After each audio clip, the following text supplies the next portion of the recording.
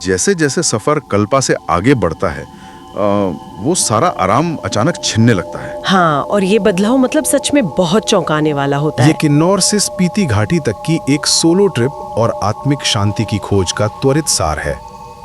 सोचिए, हरे भरे किन्नौर से लेकर स्पीति के उन सूखे रहस्यमयी परिदृश्यों तक का सफर, जहां एक अकेला मुसाफिर मुश्किल रास्तों पर चलकर अपनी असल आंतरिक शांति ढूंढता है। तो पहला पड़ाव है नाको गांव का गहरा ठहराव। कल्पा की हरियाली और उन खतरनाक मोड़ों को पीछे छोड़ते हुए हम नाको पहुंचते हैं।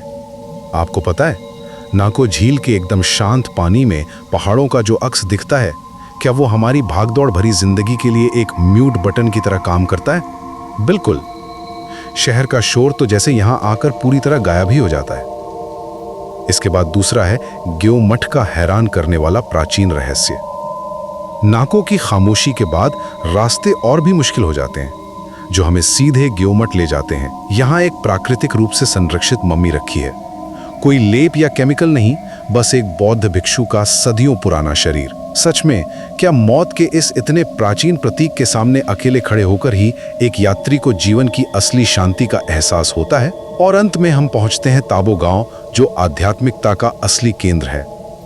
इन रहस्यों को समझते हुए हमारा सफर इस 1000 साल पुराने ताबो मठ पर आकर ठहरता है, जिसे प्यार से हिमालय का अजंता भी कहते हैं। इसकी प्राचीन गुफाएं और मिट्टी की दीवारों पर बनी बारीक चित्रकारी देखकर लगता है कि यार, ये जगह सिर्फ एक मंजिल नहीं है, बल्कि आध्यात्मिकता का एक ऐसा टाइम कैप्सूल है जहां 1000 साल की शांति आज भी एकदम महफूज है। निष्कर्ष ये है कि सच्ची आत्मिक खूबसूरती और शांति सीधे और आसान रास्तों पर नहीं, बल्कि पहाड़ों के इन मुश्किल और बीहड़ सफरों में ही मिलती है। ये बात तो सच है। लेकिन स्पीति में कोई पेड़ नहीं है जो हवा से आवाज करे, कोई भीड़ नहीं है। वहाँ सिर्फ एक विशाल डरावना खालीपन है, एकदम सन्नाटा। तो क्या दुनिया की सबसे वीरान जगहों पर इंसान इसलिए जाता है ताकि अंततः उस परम सन्नाटे में वो अपने खुद के विचारों को, अपनी खुद की आवाज को स्पष्ट रूप से सुन सके? ये बहुत गहरा विचार है।